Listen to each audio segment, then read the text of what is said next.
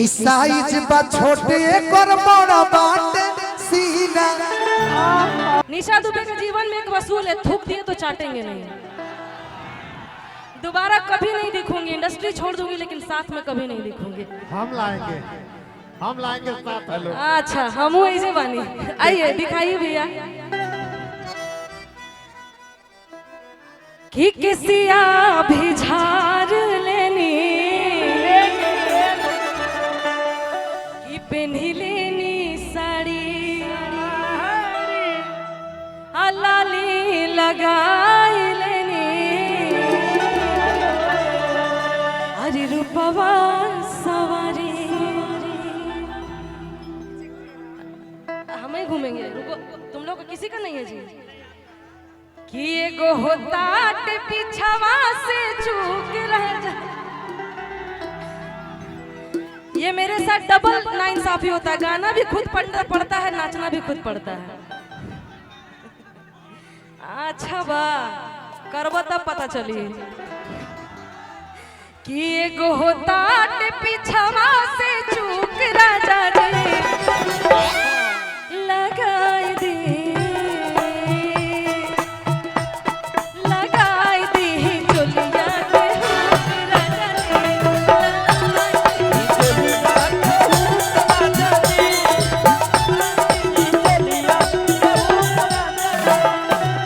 किसिया भी झाड़ लेनी, पहन लेनी साड़ी, लाली लगाई लेनी, रूपवा सवारी। किसिया भी झाड़ लेनी, लाली लगाई लेनी, रूपवा सवारी। एगो होता पीछवा से चूक राजा जी, एगो होता पीछवा से चूक राजा जी। लाइट कौन ऑपरेट कर रहा है? ये जरा इसको ऊपर कर दो या तो फिर नीचे कर दो। सुबह तक सब अंधे हो जाएंगे ये लोग। ऊपर ऊपर एक कदम। एगो होता पीछवा से चूक राजा जी, एगो होता पीछवा से चूक राजा जी लगाई दी,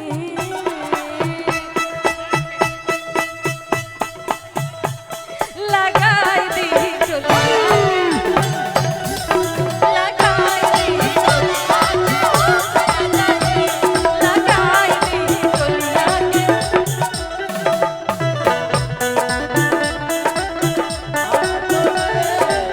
नहीं भैया भैया सुनो सुनो, ये तुम लोगों के लिए है। जनता ने प्यार हमसे करेला,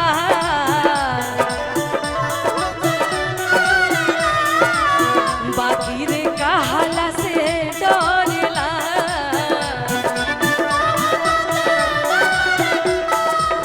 जनता ने प्यार हमसे करेला, बाकी रे कहाला से डरेला। ऐसा वारा करे हमारे रमेश भैया, रमेश चौधरी जी के बड़े भैया की तरफ से बहुत बहुत पुरस्कार। सभी कलाकारों के लिए ढेर सारा आशीर्वाद प्यार दुलार के कामना कि है सवारा करे भौजी फेरा में हमारा रहेला। है सवारा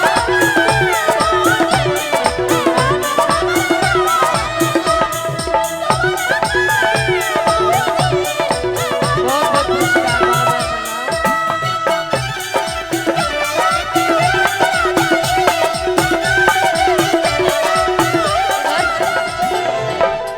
हाँ, इसीलिए हम आगे थे ना कि सबको दिखेंगे। यहाँ पे कौन दरजियाई कैलसिलाई,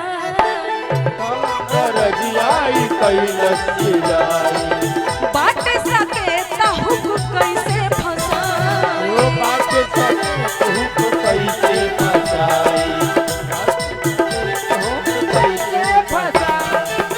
हीरोआ बुझिल नहीं हमर दुख राजा जी। समझिए ना आप, समझिए ना, थोड़ा सा शादी ब्याह वाला माहौल नहीं है, नहीं तो कुछ कुछ कहा जाता है। हमारे बड़ी गार्जियन की तरफ से सबको पुरस्कार है। यही तो प्रेम है, सबको ऐसे ही प्रेम देते रहे बस।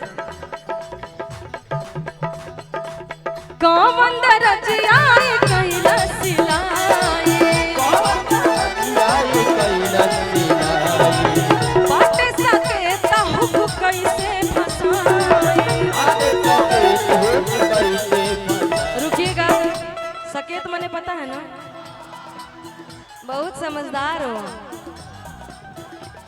सकेत होता राजा जी दोसर ले आदि सकेत होता राजा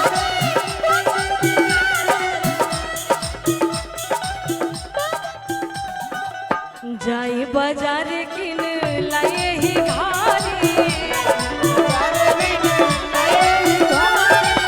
रोज रोज भूख ना लगावे के पारी।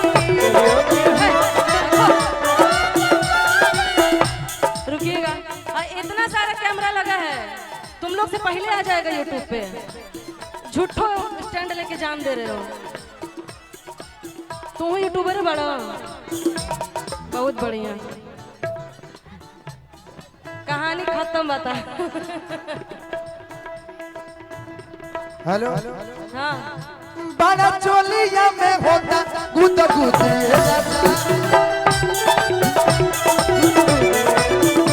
बड़ा चोलिया में होता गुद गुद राजा चलिए में होता खुद खुद करे कवन उपाय कुछ हमके ना बुझाए। करे कवन उपाय कुछ हमके ना बुझाए। अरे भेल भइल बाटे सारा बुद्धि राजा बड़ा चोलिया में होता गुद गुद राजा